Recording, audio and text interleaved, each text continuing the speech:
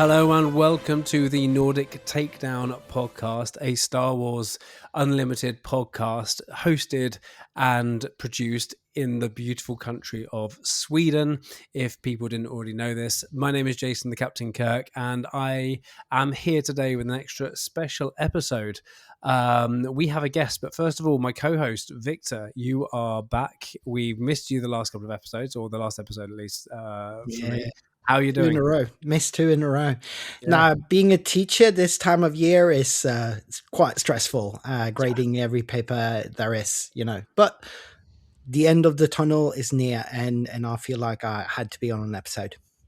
You do, and especially now as we have promoted you to an owner of the podcast as well. So actually, Viktor, for those of you who haven't known, because actually we haven't announced it yet, Viktor is actually one of the main guys now with the whole Nordic Takedown as a whole. So very much welcome to that. So it's me, Adam, Jonah, and Viktor. So yeah, really awesome to include you in on the organization of this. So happy to be made partner, I guess. Pretty much what it is. But you've been doing pretty much the same thing anyway, so we just wanted to make it official. On to our guest, Ryan. You are joining us from the wonderful land of the United States. I heard they're the land of the free. The land of the free, exactly. Welcome, Ryan, also known as Milkman. How are you? I am doing very good. It is thankfully, even though December, I live in the sunshine state of Florida, so it is a brisk 65 degrees outside. 65 degrees. Oh no, that's right. You guys do Fahrenheit. Yeah. But that's still a nice temperature compared to our. What are we talking? 15 degrees Celsius. Yeah, 15, 20, right? Something like that. It's a really nice one. We're doing about 0, hovering just above, enough to not get snow, but a lot of rain. Yep. Yeah, exactly. Especially if you're on the West Coast, which you're not, Viktor, but I guess that's the whole of Sweden right now. But Florida, so it's sunny. Is it like it's like the British summer out there? I guess right now, like it's sunny, it's humid. Yeah, yeah. I mean, it's less humid now. We're out of the rainy season. Normally, the fall months and the end of the summer months, we get a lot of rain. That's our hurricane season that we have here. Yeah. Do you ever get snow?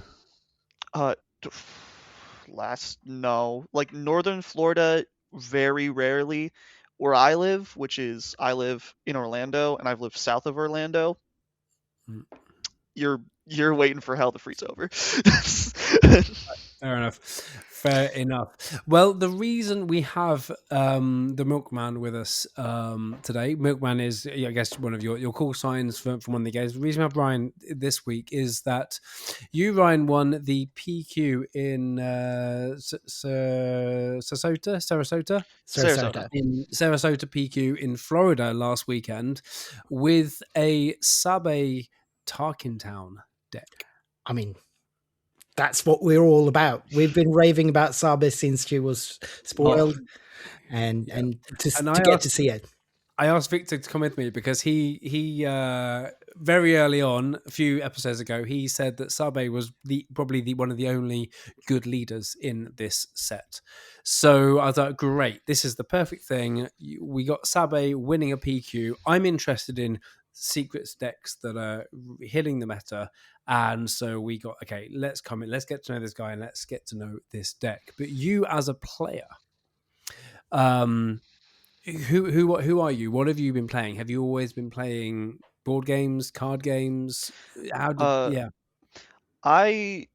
been playing board games almost all my life.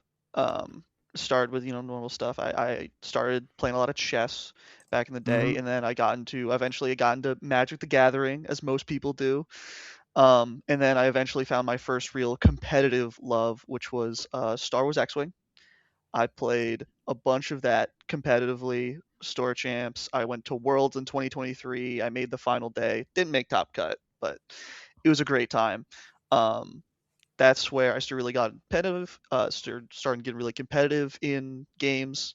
I'm very young, so that was my X-Wing was really my first chance to start really pushing myself competitively.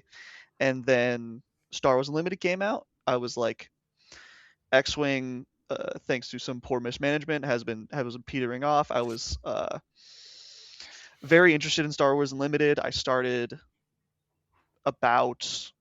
playing about when the TTS mod first came out, and I was grinding set 1 TTS games before it even released. Okay, yep. And then a lot of people did that as well. And I was so confused when I started playing. I've been waiting for the game to release, and I started meeting people. I was like, yeah, no, this deck's really good. And thinking, we haven't got the cards yet. How are people playing? Because I didn't realize that was out. I didn't realize that was a thing. Oh yeah. Yeah. So you were very, very early. So you were one of the first in playing the game. Yeah. Yeah. I was in from the beginning. Love the leader system. Mm-hmm. GI, my first love.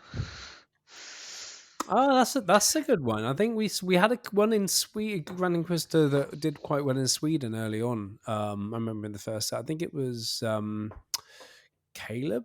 No, he was on IG. Was it IG? That was IG88. Yeah. But I mean, GI has always been one of those decks. Like, it should be such a good deck, shouldn't it? Yeah. Like, that ability is so powerful. But the leader deploy holds it back so much. That's the nail in the coffin for him. Isn't it? Always does. The leader deploy can hold back the best leaders. Like, I feel the same with Chewbacca. Yeah. That's all Chewbacca has is leader deploy. Yeah. It's an ongoing joke. Because I never shut up about Chewbacca. But yeah, that's really cool that you've been there from the start. What's your favorite? Before you played Sabé, what was the some of your other favorite leaders? I mean, like GI was your, GI was my set 1 and 2 baby. Yeah. This will lead into why I built Sabé and why I was so interested. I was a big Quinlan Tarkentown player. Brilliant. Yeah, I did go Quinlan for a couple of seasons. Yeah, where I loved the hand tate of Quinlan. That was my favorite part of the deck, and I saw a leader that was hand tate built in, and I was like, this is it. Yeah. This is perfect. Yeah. And another thing is, I've been looking at this list. I'm thinking, why haven't I picked up this list yet? Because I also played a lot of Quinlan, but I just got hooked on C-3PO too early because I'm gravitating towards junk. Always do. Exactly. I like to go for the janky stuff rather than when everyone's going to be playing Sabé. So why should I go? C-3PO Babu is very fun. It is fun, but Babu's the big tool that it has. Anyway, that was a pre-episode we did a few weeks ago. But Quinlan, you enjoy Quinlan. Is that basically where you've been going since Quinlan came out? Competitively, yeah. I've played a bunch of different leaders and a bunch of different decks throughout the time. But Quinlan was my main competitive deck through sets all the way up through set 5. All my PQs were thankfully done by the time the Force Throw got banned, so I didn't have to really spread my wings too much. I did play a bunch of other fun stuff. Like I liked P at Red. Playing big ships is just fun. I found it fun. P at Red, Obi-Wan set 5 was another one of my favorites that I've always been working on. Red, blue, a bunch of other versions. I wanted to make Captain Rex work so bad. I wanted to make him work so bad. He's so bad. It's impossible, I'm afraid. Yeah, no. Don't know really what it would take to make Rex work. Good cards. Yeah, well, a bunch of them. Okay, awesome. Well, let's go. Let's focus on this one. Let's jump right in and look at what happened last weekend before we look at the deck, so we get a context of what this deck did why it was good before we actually get into the grit of how it works, why it doesn't work, so that other people can research and come up with the answers for future tournaments. So I apologize in advance, Ryan, if this deck doesn't go so much further after this episode, because obviously we're going to be giving them the answers of how to deal with this, right? Yeah. Hey, if people are headhunting me at my local PQs, good on them. Yeah, exactly. This is why I go jank, because people aren't prepared for the jank. Yeah. So if I turn up and can do some tricks, then I'm a better player than I think I am. So your record over, it was what we're talking, it was 6-round Swiss, and you went 4-1-1. Yep. So in the Swiss, yeah. Yeah, in the Swiss 4-1-1, and then obviously you won all 4 top cuts because you won. You can tell it's the end of the week for me. So you talk us through like how it went. How many players were in this tournament? There was 43, so nice. bit small for a Florida one. It was because it was a bit out of a way for our Orlando locals. Mm-hmm. Orlando is a huge hotspot. But it was still a lot of good competition. 43 is a pretty solid amount. Yeah, but some solid names showed up, so it couldn't have been too easy.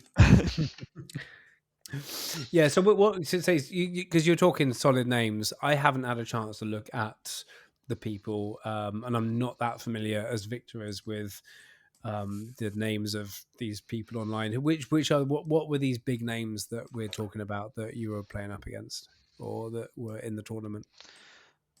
I mean, of course, you had Bothans, you had Crispy, Reflex. You had Crispy, Reflex, Crispy, my roommate and friend for a very long time. Yep. I mean, that's a good sparring partner as well you've got there. So yes. A few more Bothans, like let me see. There was John. Yep. John Carr was there. Yeah. And then GC from, I think he's in Late Night, right? GZ? No, that is Angel. He's part of a Miami Dade team, as far as I'm concerned. Well, solid player anyway. He is quite a good player. Yeah. He was my old local when I lived on the other coast. So quite a bunch of good players showed up. So what did you face then? How did your Swiss go? My Swiss, round 1, I got to go against a Boba Pilot green 30. Went relatively well. It was 2-1 for me. I lost round 1 thanks to just round 1. I was still a little tired from the morning. I made a stupid mistake. I just didn't kill one of his ships, and I gave him something to deploy onto. And he took the game from there. And in games 2 and 3, I had my bamboozles, I had my fangs, I had my counters, and I just went very fast. Boba struggles into super fast aggro when indirect doesn't super matter, and you can just put it on your base. Yeah.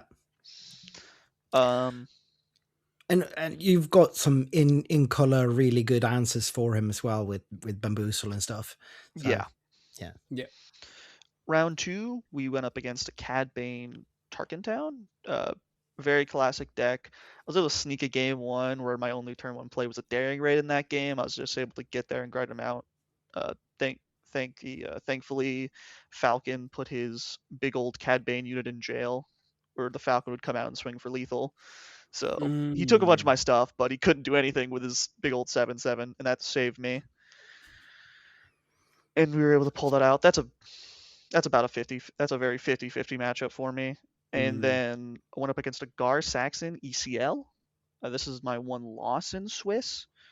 I won game 1 handily, and he had a really good sideboard tech against me. He brought in an egregious amount of healing. Clients, 3 top targets.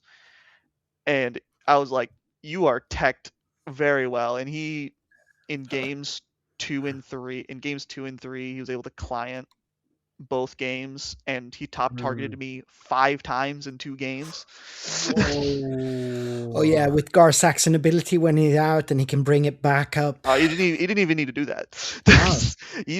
In game 3, he found 3 top targets. Oh, it was disgusting. I legitimately in game 3 did like 45-50 damage to his base. It was insane. Yeah. Well, that's a really horrible thing to have to slug through. Yeah, so he got there. He got there in that one just barely. I'm the 24 in game 3, but he just got there with the healing. Then I went into an Obi-Wan set 3 energy conversion lav. ECL really trying to target. He told me after the game like his goal was to target like all like the Hans and the Anakins, like all like this ground-based mid-range. Kind of pretty similar to like the Yoda Data Vault strategy of just like going taller. Yeah. So but he was doing ECL rather than what do you call it? No, it was the set 3 Obi-Wan. Yeah, it's set 3 Obi. Oh, the blue Obi-Wan. All right, cool. Yeah, he was on blue Obi, just trying to go bigger. He caught me in a game. Yeah, he got me in a game. He went on a really nice line of blue leader, and then the reason he was running ECL is because against Space Decks you can ECL Obi-Wan's Aether Sprite, and that is a mean ship. I bet. Yeah. But you still got 2 off of him, right? Yeah, still got 2 off of him. But was that a grind? Was that like a grinding out that 2-1 where it was a bit easier because he was with ECL, or do you think you could have still ground that out if he had a 30? It's a very mixed bag. In this matchup, ECL is significantly worse when you don't draw the Aether Sprite, which he didn't do in our final game 3. He did draw the 2 previous games. Okay. Yeah. But when you have the Aether Sprite, I think ECL is better like into the deck because you can just come in, remove 2 units, and leave the Aether Sprite still on board, which is a huge swing play. But when you don't, it entirely relies on you drawing that Aether Sprite. If you don't draw the Aether Sprite, ECL is a huge downside. I bet.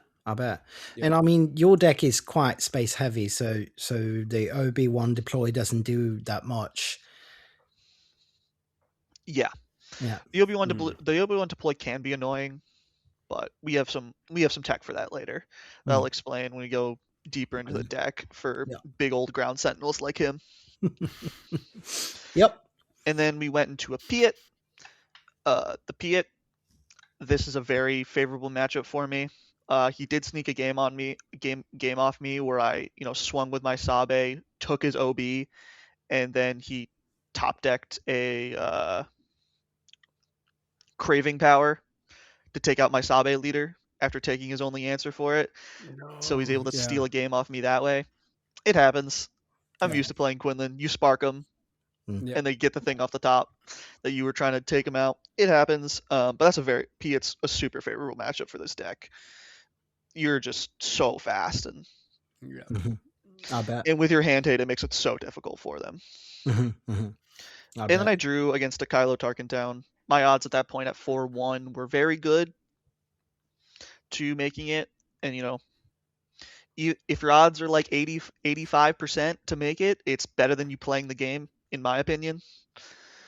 Yeah, you just get a little bit of a break and just prepare yourself for the top cut. Yep. So we drew that. Oh, so it was an ID draw. Yeah, it was an ID. Yeah. Oh, I see. Yeah, absolutely. Yeah. Top 8, I went up against Reflex. He was on Piet. It's a Piet red. It's a very good matchup for me. I got the 2-0. Yeah, then you went to 2-0. Was it a different the red build, right? First Piet? They were both red. They were on slightly different decks, but it was still Piet red. They were both running the Invisible Hand package, which doesn't really do anything against me. Invisible Hand is much more for the control matchups. If they play an Invisible Hand, I kind of don't care. It's not coming in and killing anything, so... Well, hopefully if that comes out with 6 resources, even with Piet's thing coming, if it's coming out a turn early or whatever, then 3 turns early sometimes. But you're pretty much there and you've done enough damage, right? You've done a lot of damage, and then we either just like do 3 damage to it and Tarkin down it. Yeah. And to remove it, basically I just want to remove their first big ship so they can't OB off of it. Yeah. That's the big thing. Because they can ramp an OB before I can flip Sabé and steal the OB.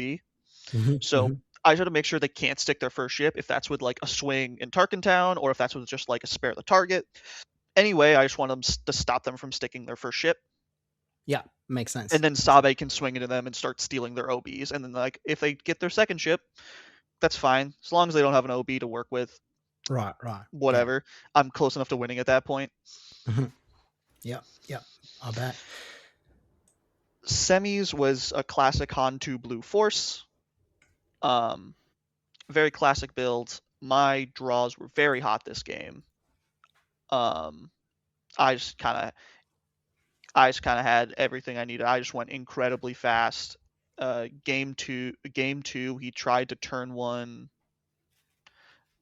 the child on me, as I have officially deemed the terrorist, and a few others we have deemed the terrorist. And one of the great things and why we run Target down in this deck is because you can just hit him with a 1-drop into Daring Raid Target down on the child on the first turn, and that is absolutely what you should do every time you see a Han 2 throw out a Gungi turn 1 on you. That he's got to die. Yeah. He will destroy you. And I was able to do that, and I mean, still play a 1-drop as well. So yes, it's win-win for you. Coast away pretty confidently with that one in 2 games. I just had like every time he played something, he played a turret, I had a BD1, and it was just whenever he played something, I had an answer for it. He played a Concord Dawn Interceptor out of his sideboard, I had a shuttle. Yeah, that's amazing. That the feel when you just get the answers and you feel the deck working, that's such a beautiful thing. Yeah. In the finals, I placed up against what I like to call a plot patine, the new set 6 Chancellor Palp. Yep. On Data Vault. Game 1, he was able to take it from me by he had a really nasty line of turn 1 entrenched into turn 2 entrenched plus search into turn 3 condemn plus search.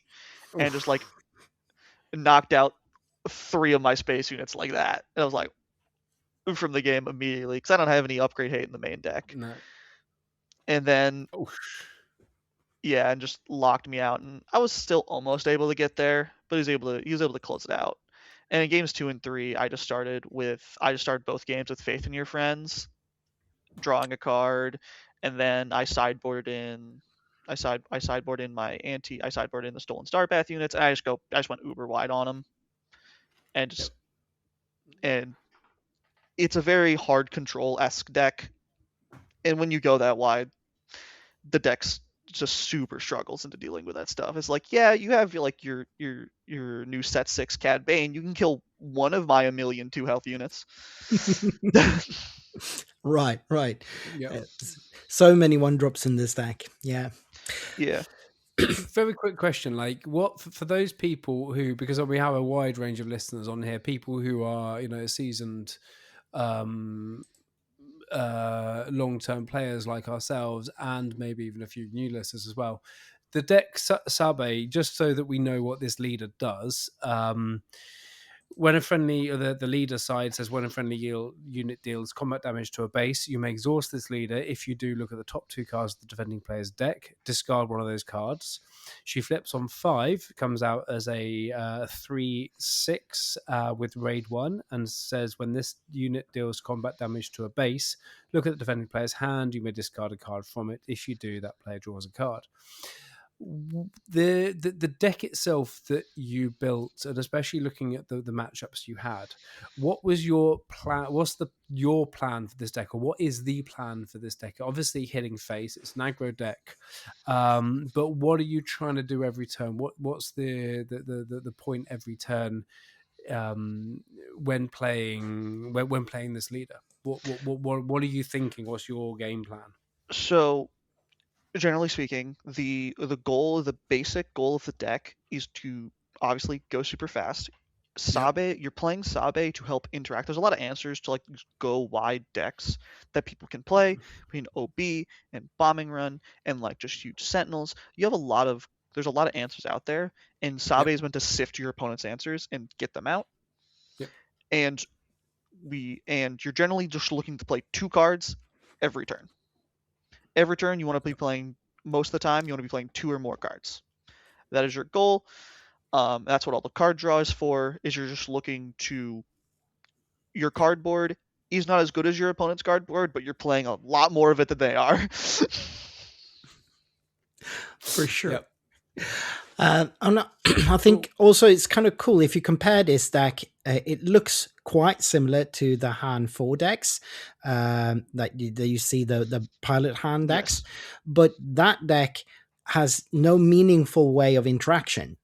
So that deck doesn't really have a way to answer your opponent's answers. It's just praying that they don't draw them. That is the point of this deck. Han 4 is... There's 2 reasons why I like this deck more than Han 4. One is the interaction, but you are sacrificing Han 4's innate power with his flip and the speed with gaining the pluses from his ability. So you are a little bit slower, but you're getting the ability to find and hunt out your opponent's answers. The other big thing is this deck can split lanes. Yeah. If you decide to all in space with a bunch of Sentinels, I can still just shoot up Sabé in the ground. I have Cassians, I have soldiers, I have Zagos where I can just go cool ground. Yeah. No, you can lane dodge. Yes. And kind of in that way, it's more similar to a Sabine yellow deck in a way that you can really switch lanes even mid game, I bet. Oh yeah, absolutely. And it makes it very difficult for decks to successfully block out both lanes. Right. I mean, this is a super clean list as well. You're playing 3 ofs and 2 ofs, and that's it. There are no 1-offs. There's nothing really weird, but you are giving up a little bit of some of the things that you might see in a thing like Sabé Yellow. You're not playing obviously the double yellow things, but you're not playing Spark of Hope as well. But sorry, Spark of Rebellion. Yes. That's what Kira's for, and we have jams in the sideboard to kind of fill that slot, but we don't have sparks in this deck.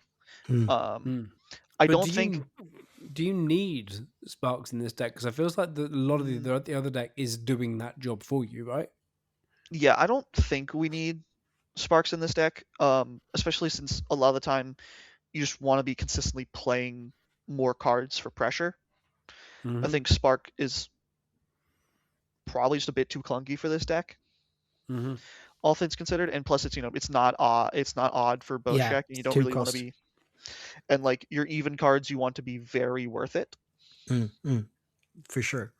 I mean, Faith in Your Friends is probably one of my favorite cards in this new set. It's design-wise, it's just so good, but it's also so much fun to play. Like, that's the best opening play you could find, I bet. Is there any other opening plays that you like? It is actually not the best opening play in a wide variety of matchups for this deck. It's not as good as you think it is, mostly because unlike the Padme Tarkentown decks, who can get the ping and Tarkentown off that, especially if you're going second, it's very, either way, if your opponent plays a ground unit, it's very easy to trade decently favorably with 2 spies, because you can only swing with 1, and you can't Tarkentown in the same action, so they can very easily clean up both your spies. Yeah, that's true. That's true. So it's actually not the best turn 1 play. It's good into like space decks, or it's good into like control matchups, but normally it's your turn 2 play. Your best plays are going like Soldier the 501st or double space units. Right. And you always want to play one space unit on your first turn, but normally it's like Soldier the 501st space unit or 2 space units are your optimal, or depending on the matchup and depending if there's stuff you need to hunt down on turn 1, the Daring Ray Tarkin Town lines. But Faith in Your Friend is normally the turn 2 option. Not really your turn 1. Yeah. In most makes stuff. sense. Yeah. Cool. So if you're looking at your opening lines, then you want to split lanes if you can, if possible, then with 2 1-drops, right? Again, sometimes I just like playing 2 space units until like a lot of the meta you just want to play 2 space units because you want to be able to, especially if you have a Boshek in hand, you want to be able to secure the Boshek even if they blue leader, for example. Right. Yeah. You want to be able to have another space unit so you can secure the Boshek and swing for the extra damage. Yeah. That makes sense.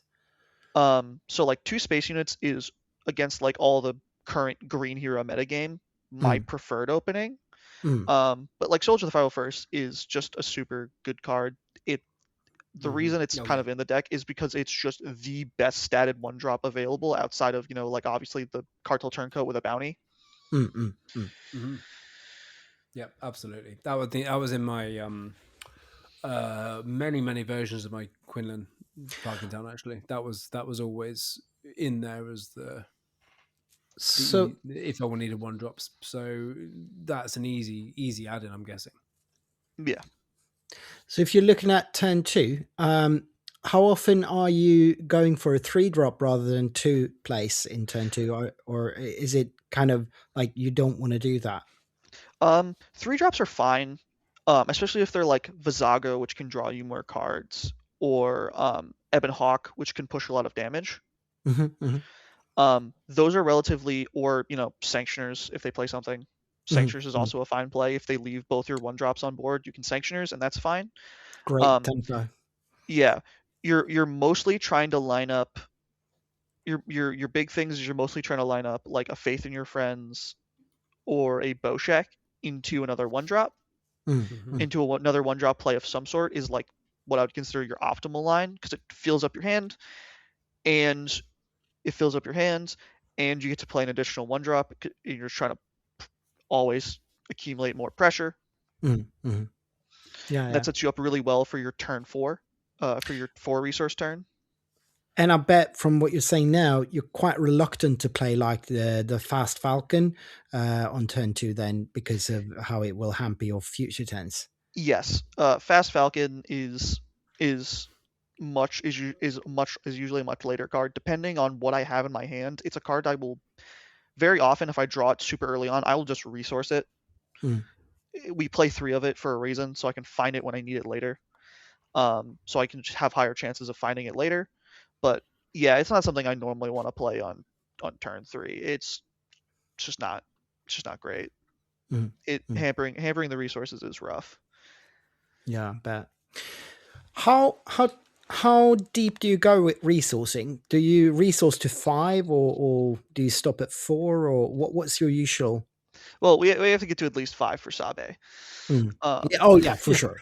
Stupid, of course. we don't need the leader. So we get to at least 5, and up until that point, it really depends on card draw, what we've seen and what's in our hand. If we haven't gotten card draw, we're staying at 5 and just drawing 2 cards. And like the max I've ever gotten to this deck is 7. I never really go higher than 7. But normally normal is like a 5 to 6 range is where we're sticking on resources, and we're just using this card draw from then on.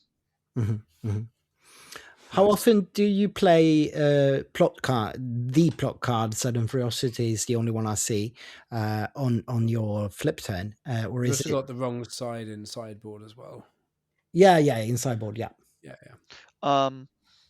We play the plot. We play Sudden Ferocity quite often.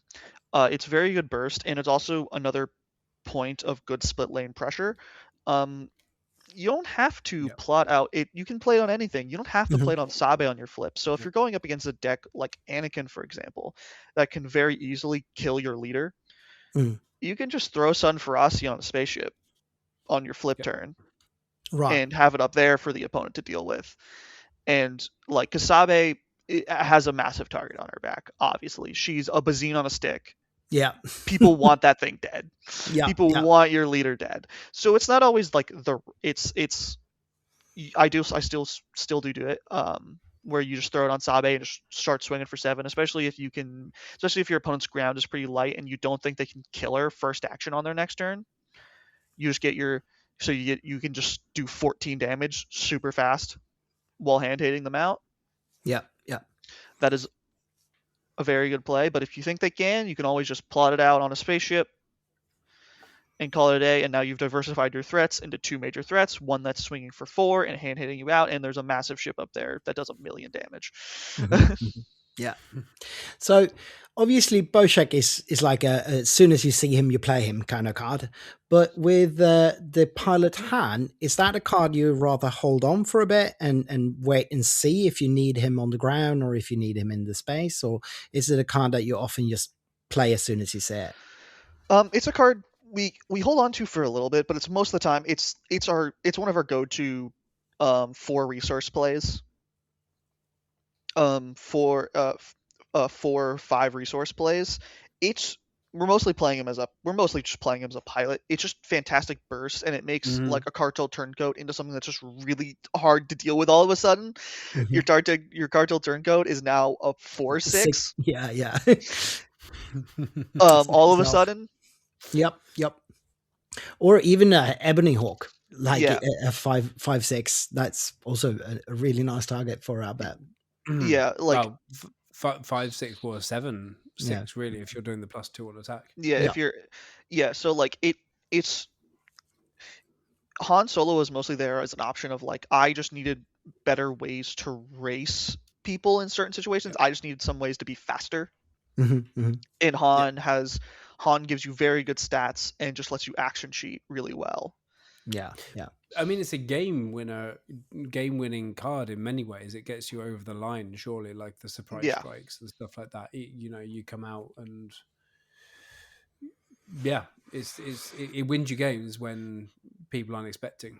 Yeah, it's just a very good permanent pump that makes your little weenies that you play a lot of much harder to deal with. Yep. So there are no blasters in this deck. That's one of the main surprises to me. No, there are no blasters in the deck currently. I have tested versions with blasters. I may go back to a version with a little bit more blasters in it. But this version, no blasters. Sun Ferocity, I just generally liked more because it's if you don't draw any card, if you're in top deck mode, Sun Ferocity is a much better top deck. Because it is a lot of like these big mid-range decks can just lock you out of the ground, and Hotshot Blaster useless. Sun Ferocity, I can always just play out of hand as a pump on a space unit. Like that's always a possibility. And Hotshot Blaster just didn't allow that. Meaning, if like your leader's dead and they have a bunch of stuff on ground, like they have a Typho on the ground and they have their Anakin out, or they have a Typho out, they have their Han out. Like it's so easy to be locked out on the ground, and you're just like. This Hotshot Blaster is a dead draw. You need especially if you're going dual lane. You need the flexibility, right? Yeah, it was just a dead draw. So like Sun Ferocities are definitely there. Hotshots are something that I could see coming back because they are still an incredibly useful card, and like the ability to like Hotshot Blaster the turn afterwards on your leader flip is something very, very interesting and very good. Because it opens up your flip turn a little bit more, because like Sun Ferocity does pigeonhole 3 of your resources on your flip turn if you want to use it. Yeah, that's true. The other thing I've been thinking about is you're playing Talking Town, and I guess it's a really good deterrent. Like if they ambush or ECL something, you always have the answer back for it. But the only thing that you proactively have that turns it on would be the 3 daring raids. Are you have you considered other ways to turn Tarkington on proactively, or have you considered ever switching to a 30 base or something? 30 health base, no. And I like the deck is very tight, and I don't know if I can sacrifice any more than 3 slots for like ping cards. It's mostly there for the blue leader punishes and the daring raids, and it's situationally very useful for targeted stuff with daring raid, like the Gungis, and like you can still activate it by just throwing like a little ship into something big and then daring raiding it, and now your little ship is traded up. Right. If they're like there's a big sentinel in space, like they throw out like a Bright Hope, or against Piet they throw out like they gonk and they cheat out the MC30 real fast on turn 2. Yeah, that makes sense. Like, but it's like even if they're starting with a turn 1 space unit against you, it just makes them super wary of ever trading into your stuff, and that's like the real strength of it, and that's why you need it. It keeps your double 1-drop plan going and keeps momentum on your side. Because like if they play a turn 1 space unit that can like just eat 2 of your space units, eat both your space units with its health, that's really bad. That's it puts you behind immediately. So like having the ability to just be like, yeah, your turn 1 space unit will always trade into one of my guys is incredibly powerful. It'll never ever be more than you'll never ever get more than a 1-for-1 when you trade with me. Yeah, and that, in your opinion, that's always worth the 5 health. Yeah, absolutely. At least currently, when we're not in like when like the metagame is a bunch of mid-range decks. Absolutely. If we were in like a more aggro heavy metagame, where like aggro was a very dominant archetype and everywhere, I could see myself considering it. But like with the most popular decks being Anakin Data Vault, Han 1 green, and like the blue green hero stuff, no shot. Like it's worth it just for dealing with blue leaders. Yeah, I'll bet.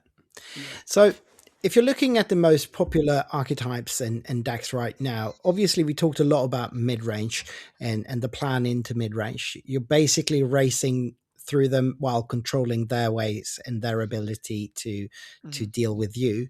What does your plan look like into control? Because we do see some of the hard control and even like the heavy control, like Pulp Blue is making a comeback, even Pulp Colossus. We've seen obviously Iden, Data Vault, and other hard control decks be quite successful. What's your plan into the more control-y stuff? That is some of our that is a super favorable matchup for this deck. We go wide, and a lot of like those decks want to try to 1-for-1 removal outside of Barrage, which we have many answers to get their Barrage. And we just go wide and try to push a lot of damage and like try to take them off whatever their barrage is going to be. And with Sabé, Kira, and we have jams at the sideboard, it makes it really useful. And then we sideboard out. Since we're just trying to go as wide as possible, we swap out Han pilots for the Stolen Starpath units, because they're normally not playing a lot of guys to deal with. The reason Stolen Starpaths is, most people think Stolen Starpaths should be in the main with Sabé. I found the spies that you're throwing on the ground, especially if you're throwing the Stolen Starpath on a ship, are very easy to clean up for most decks because they're playing something on the ground, and they get very minimal value compared to like a Han pilot, which can help you push damage. Right. They normally just get cleaned up by, they played Minon Bonteri or a Namek turn 1, and they just like clean up all your spies for the entire game. Against the control decks that don't play a lot of units, the spies, like that, it's incredible being able to play a 1-cost upgrade that gets you a little bit of extra damage and produces a unit. And if they can't kill it, it'll produce a unit on the next turn and the next turn, and just print you extra bodies to eat powers powers and just chip more damage. Right. Then you have jams for more hand hate, more OB searching. The blue-green Villa decks, outside of like Super Laser Blast only really have OB to deal with the stuff. So like you just hum OBs with Sabé, Kira, and Jam, and you're relatively golden. And like this deck, as much as it's heavy as space, with how much spy creation you can do with the Stolen Star Paths and Faith in Your Friends and just in general like that, if they hyperspace disaster you can dual lane so well that you kind of just don't care. It's like, cool, you spent 7 resources to hyperspace disaster in my space lane. Cool, these 3 spies, Sabé and my Cassian, are just gonna keep going. Yeah. Nice. Well, you're also always checking their hand, controlling their hand and their draws. Yeah. How about Kira Data Vault? Because that's, I mean, I guess it's in that borderland between control and mid range. Is there any special thing you have to do there, or are you just playing it as it was a control deck or as it was a mid range deck? Kira's interesting. Kira hasn't been super popular locally to me, and I haven't seen a whole lot of it. It's mostly been like the Palp control decks and like the bigger control decks. In that matchup, you just play it slightly differently. Like that, like wrong. Maybe you consider bringing in wrong rides to help deter OBs off the flip if they try to like match your Sabé flip, for example. That's a very interesting matchup. You're not going to get a whole lot of value out of Sabé because they're just gonna send Kira to hunt your Sabé. Yeah. And there's not really much you can do about that. Depending on the time and how much damage I've pushed, I might just trade my Sabé in and just forgo the ability just to make sure there isn't like an 8-1 Kira sticking around, which is annoying. Yeah, I bet. Depending if I have a Derek Raid in my hand to finish off the Kira if they swing into the Sabé or not. For sure. Yeah, of course. But it's generally it's pretty similar. That matchup is going to be because they're a bit lower to the ground and a bit more focused on the anti-aggro stuff. It's going to be more difficult to. It's going to be a much more difficult matchup than like the Palpatines and like the big hard control decks, which are very, very favorable for you. With Sabé. They're going to make it a bit more difficult. Kira's always been like the blue-green villain deck that's good against aggro. Yeah. So it's not a matchup I've had a whole lot of experience with as of yet, but it in like off of my vibes, I'd probably say it's probably pretty close to 50-50. Kira's early flip into OB is super scary. Yeah. And she has a bunch of good early game control options, and like the flip into like even just like the flip into CADs and the flip into Devastating Gunship are just all powerful plays the deck has access to, which do really well against this deck. And she just has much better ways to effectively deal with a lot of early game pressure. Right. It's always the been big control decks don't have. Yeah. If we switch lanes, then, if we look at the aggro matchup, just had to ask that. Yeah. Good job. So we've got, obviously right now the only aggro you see a lot of is the space aggro. You got obviously an almost mirror match into Harm 4, but then you got something like Vader Yellow, of course, still around, and there's some cast decks floating around still. What's your plan for space aggro? Space aggro is obviously you bring in the upgrade hit out of the sideboard. You have bamboozles, you have fangs, and in general you're just trying to push. Against a lot of aggro decks, you do have to, in the early turns, you have to play a little bit of you're on the back foot. You're playing a little bit of the control, and just making sure you can get ahead and figuring out how to do that. So like race, like you're almost racing to put the pressure on, so they're trying to. You actually most of the time want to play a little bit of control. You want to find ways to control their board and for you to get ahead. If that's Daring Raid, if that's Sanctioner Shuttle, whatever. Into the Han 4 matchup, it's really initiative dependent because because you're both gonna double 1-drop your turn 1, and like in that matchup, it's Faith in Your Friends is a very good opener because it allows you to cheat.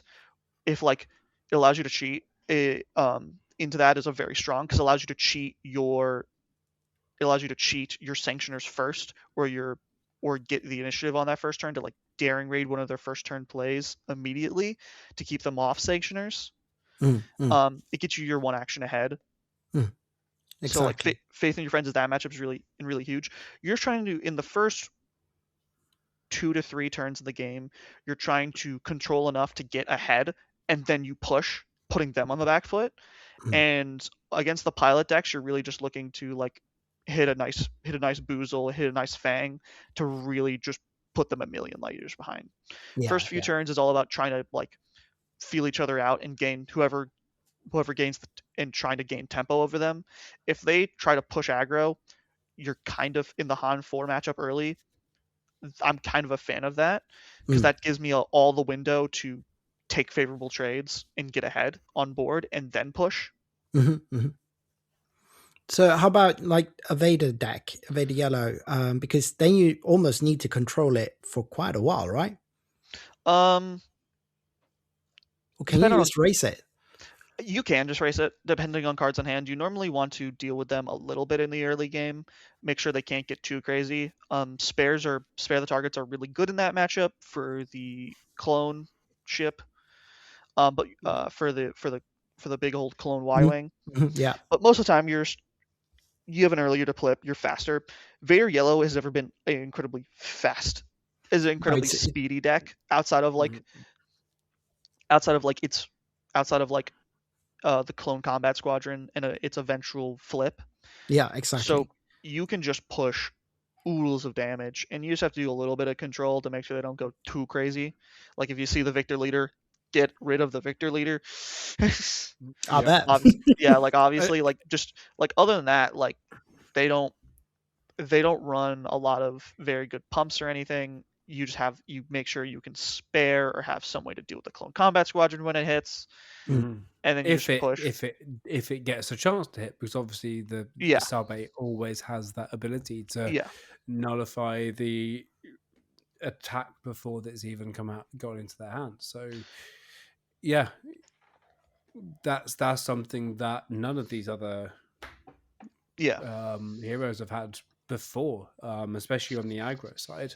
Obviously, Thrawn had a little bit of that. The first Thrawn had a little bit of that same thing, knowing what was coming and then can deal with it, whereas actually Sabé can see it, deal with it, and then get rid of it. Put it away. Yeah.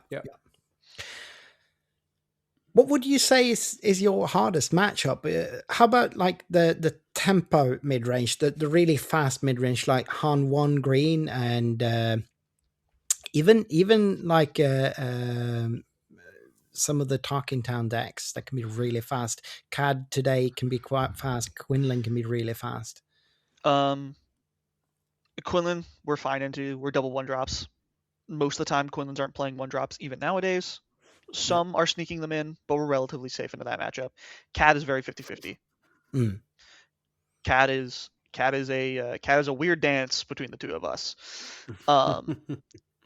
I'll bet. Like they're trying to control me for the most part until they just flip CAD and they can push so much damage so fast. Those CAD decks can just kill you out of nowhere. Yeah. And it's normally me, the Sabé player, trying to push like the last 4 damage before they kill me. Yeah. God forbid they get to their CAD unit, like capturing all of your board. Yeah. CAD unit is very scary. But you use that to your advantage, right? Yes, thankfully he had to capture my Falcon, and that put his CAD in jail. That basically went, you have the Falcon now, which means if you ever swing, I'm just going to rescue Falcon and swing to base, and that'll help me get my last bit of damage I need. Yep.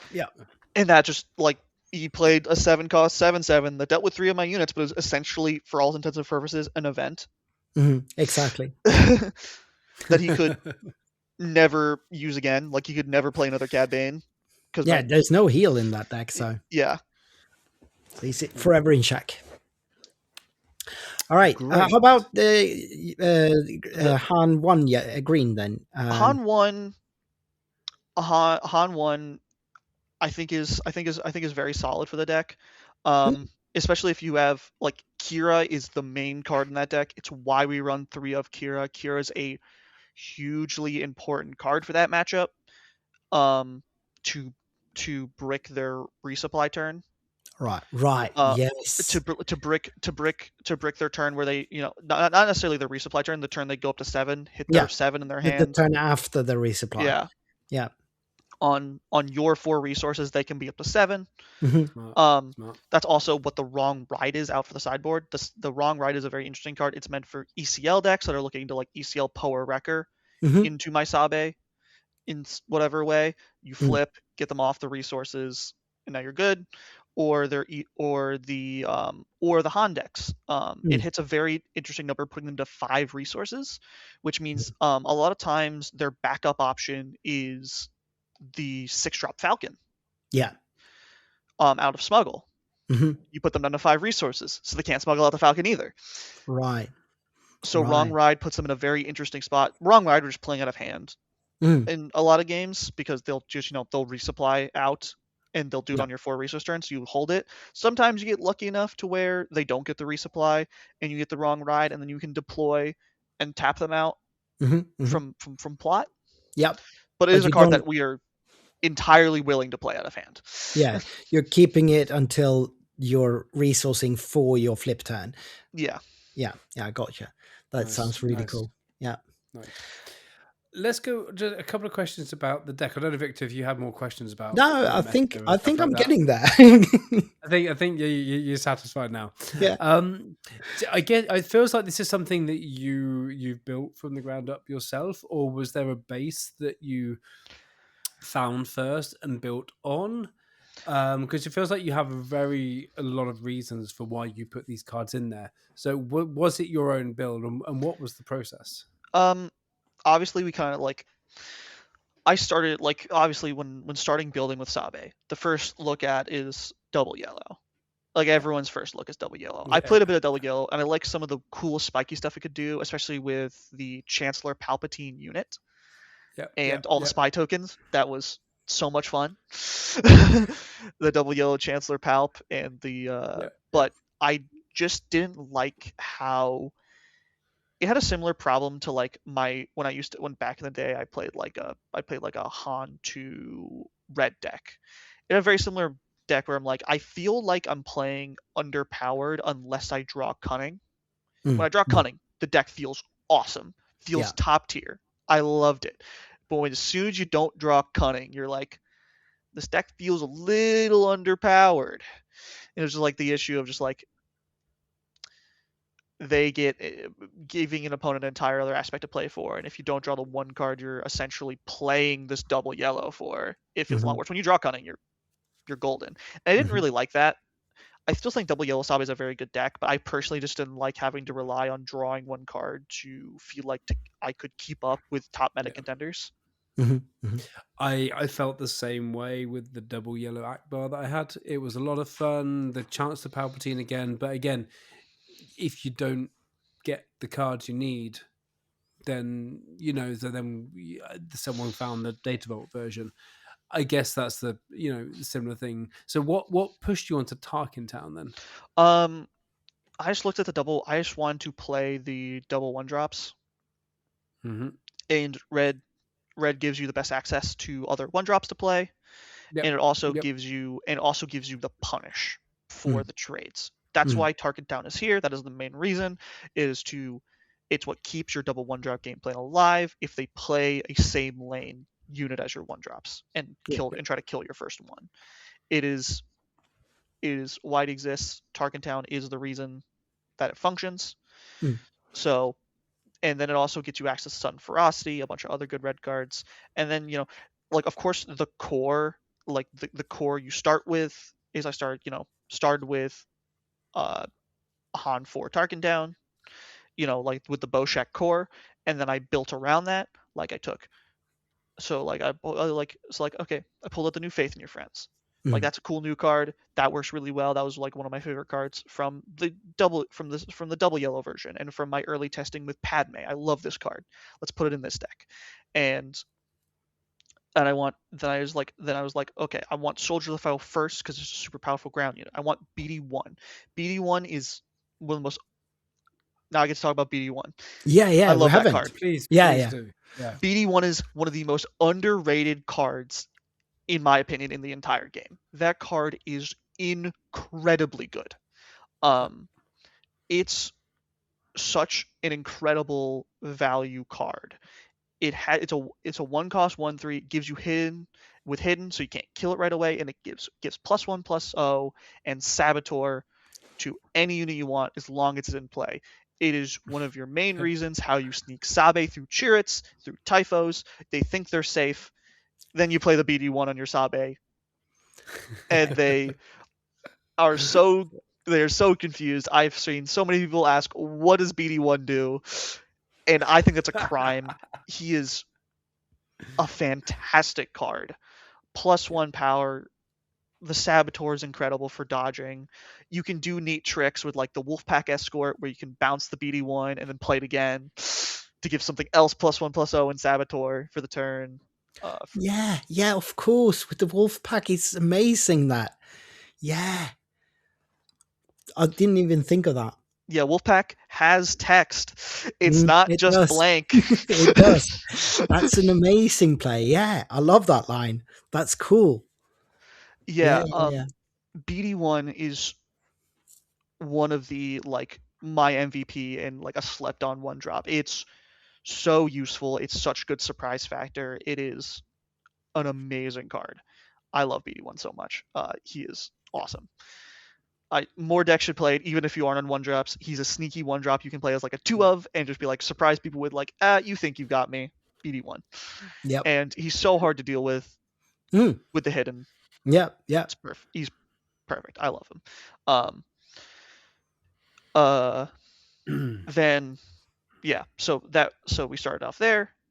That was, and so then we started adding more cards. We were on Suddens for a while. We were on Suddens. We went back to Hot Shots at one point. Now we're back on Sudden Ferocities.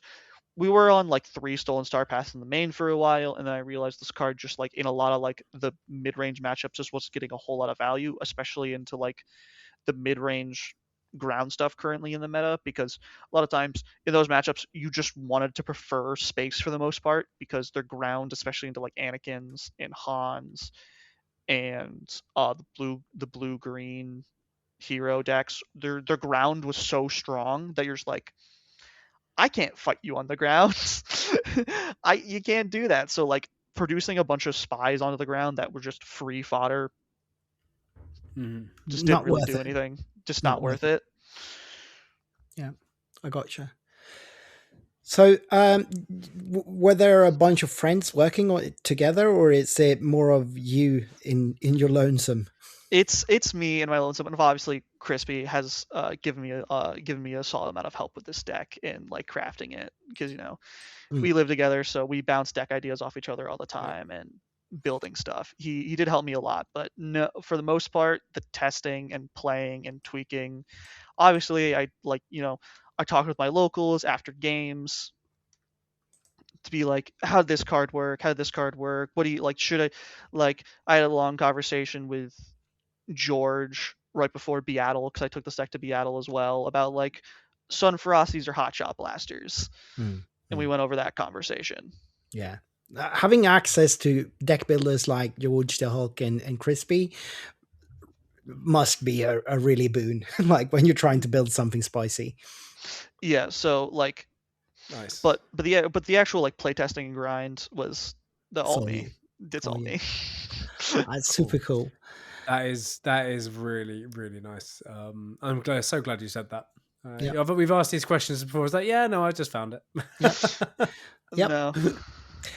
I'm really, so happy to see Sabé do well. I kind of knew there was something here from first I saw her, and I think she's doing such a unique thing. No other card even well, I mean, obviously Basine and so on, but there's definitely no leader like her in the game, and she's going to be sticking around for 2 years now, which is I'm so happy to see something a little bit more unique here.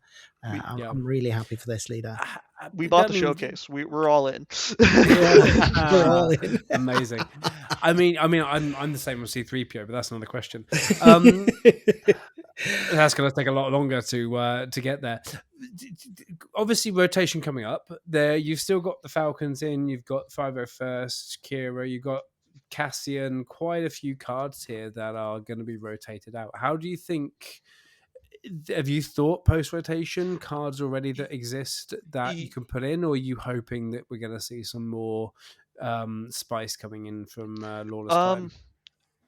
Off of like, so this goes into like a theory that I have. I think all the legendary double aspect events are going to be reprinted. Yeah. I think that's essentially confirmed through DJ. And also the other little niche fact is they were all in the sector prizing last set. Yep. We've been having similar conversations. So I think those are guaranteed to be reprinted, and especially in a depowered format without target down, I think double yellow is definitely just going to be the way to go, because I think like playing cunning is going to be incredibly powerful. So I expect double yellow will probably be the way to go after rotation. Because like, we're going to lose Tarkentown's going. We're going to lose a lot of one drop power. So our one drops are going to get a whole lot worse. Like, because we're going to lose Wolfpack, we're going to lose Cartel, we're going to lose Soldier the 501st. The only things we're going to really have is we're going to have A-Wing, we're going to have BD1, but we're going to we're losing so much power in that slot that I don't know if double ones is going to be good anymore. So I'm just looking, like, my prediction is just double yellow Sabé is going to be de facto the best, at least for a little while, until we get more reasons to play it, unless we see like a whole bunch of other good one drops and reasons to play a one drop centered deck. Yeah. Gotcha. We have seen the Hans dice, lucky dice, which are very interesting. So even if I am in double yellow, it may be a pretty heavy odds deck for that card. What does that card do again? Just remind me. And our listeners, of course. It's a one cost upgrade. That gives +0/+0. But when you attack with a unit with that upgrade, you reveal the top card of your deck. It's reveal or discard. I don't remember which one. Reveal, I think. And you reveal. If it's odd, you get to make a credit token. Yes. So that's a really interesting economy sheet that's coming in this next set.